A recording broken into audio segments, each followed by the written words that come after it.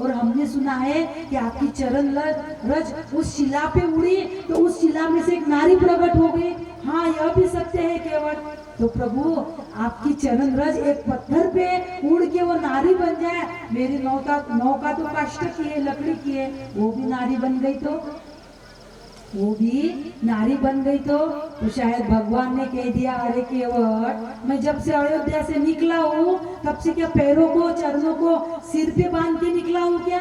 रास्ते में तो कितने पत्थर लगे होंगे, कितना क्या क्या लगा होगा, क्या सारी नारियां ही पैदा हो गई? केवट ने कहा, प्रभु ऐसा नहीं, अपवाद स्वरूप ही क्यों ना हो, सत्य है ना, अपवाद स्वरूप हो, लेकिन सत्य है ना कि एक शिला नारी बन गई और वही अपवाद मेरे नाव के साथ हो गया। तो प्रभु मेरे नाव के साथ हो गया तो मैं क्या करूंगा? यदि मेरे नाव के साथ हो गया तो भगवान ने कहा, इसमें क्या बिगड़ रहा केवट? अरे तुझे दूसरी पत्नी मिल जाएंगी, एक तो है, दूसरी मिल जाएंगी। केवट यहाँ अपना कर्म मार्ग भी जता रहा। अरे प्रभु, आप एक पत्नी व्रत हो, मैं दूसरी पत्नी लेके मैं क्या करूं? रामः परांधारं चक्षुषा नाभि वीक्षते। आप एक पत्नी व्रत हो, मैं भी दूसरी पत्नी लेके क्या करूं प्रभु? केवट यहाँ अपना कर्म मार्ग भी कितना स्पष्ट जता रहा। और केवट क्या कह रहा? प्रभु दूसरी नारी की बात छोड़िए, यही प्रतिपालहु सब परिवारू। परमात्मा यही प्रतिपालहु सब परिवारू, नहीं जानहु कछु और कबारू। केवट कह रहा है, परमात्मा मेरे परिवार के पालन पोषण का माध्यम ये नौका ही है, मेरे परिवार के पालन पोषण का माध्यम ये नौका है। मैं दूसरा और कोई साइड बिजनेस नहीं जानता। मुझे मेरे नियति ने, मेरे समाज ने मुझे जो धर्म कर्म दिया, मैं उतना ही जानता हूँ। बाकी का कबाड़ा साइड बिजनेस मैं नहीं जानता। जो बाकी का साइड बिजनेस है ना, केवट की भरी भाषा में वो कबाड़ा है। नहीं जानू कछु और कबाड़ू, नहीं जानू। केवट अपने कर्म मार्ग में भी कितना प्रामाणिक है। तो परमात्मा ने कहा, भाई केवट जल्दी जल लाओ और जल्दी पाय पखारो, बेगी आन जल पाय पखारो, हो तो विलंबू उतार ही पारो। ये केवट भाई जल्दी जल लाओ और जल्दी चरण पखारो। तो केवट ने कहा, प्रभु आप जब अयोध्या से निकले थे तब आपको क्या कई महीने ने टाइम टेबल दिया था क्या? इतने देर से इतने देर तक यहीं रहना, इतने देर से उतने समय तक वहीं रहना, ऐसा कोई टाइम टेबल दिया है क्या? फिर क्यों देरी हो रही है? फिर कैसा विलंब हो रहा है?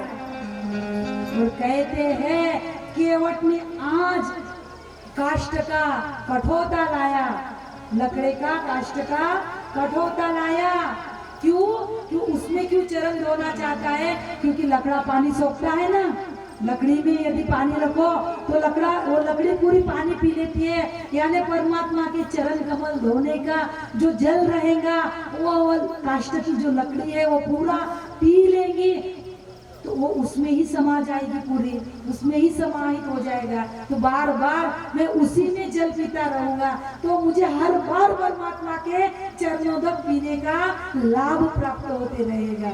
इसलिए अति आनंद उमगी अनुरागा केवट एक कठोता लाया, केवट एक कठोता लेके आया और कहते हैं परमात्मा के नील नील चरण, परमात्मा के श्यामल वर्ण लिए चरण, बहुत सुंदर ऐसे कोमल चरण, नील कमल की भांति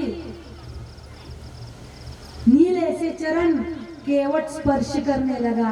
केवट परमात्मा के चरणों का स्पर्श करने लगा। ऐसे धीरे कल्पना कीजिए कि परमात्मा के चरण है और हमें स्पर्श करने का अवसर प्राप्त हुआ है। केवट तो फिर भी कभी ना कभी केवट ने स्पर्श किया था। आपने कथा सुनी होगी, पूर्व किसी जन्म में केवट एक कछुआ था। जब भगवान श्रीमन नारायण क्षीर सागर में पौड़े थे, वो कछुआ इधर से जाता प्रभु का दर्शन करने के लिए, तो माता लक्ष्मी प्रभु के चरण चेप रही है। इधर से जाए तो शेषनाग फुंकार कर रहे हैं, इधर से जाए तो शेषनाग दर्शन ना करने दे, इधर से जाए तो माता लक्ष्मी दर्शन ना करने दे, वही कछुआ आज केवट बना। आज परमात्मा के दर्शन करने के लिए, आज परमात्मा के चरण को स्पर्श करने लगा।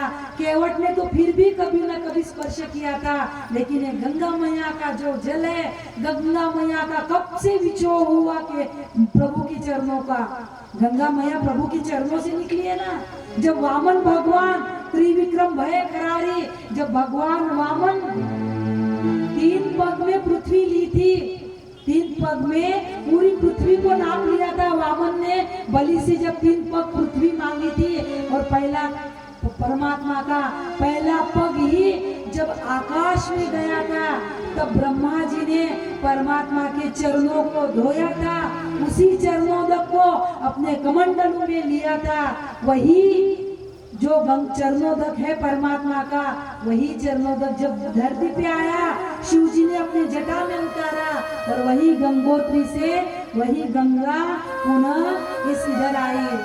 तब से गंगा जी को परमात्मा के चरणों का विछोह हुआ था।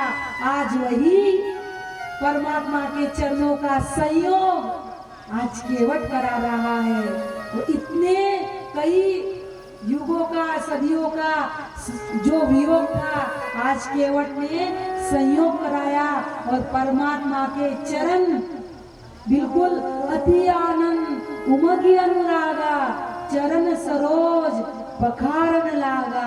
अति आनंद है आज केवट में, अति उमंग है, अति अनुराग है, अति आनंद उमगी अनुरागा, चरण सरोज पखारन लागा।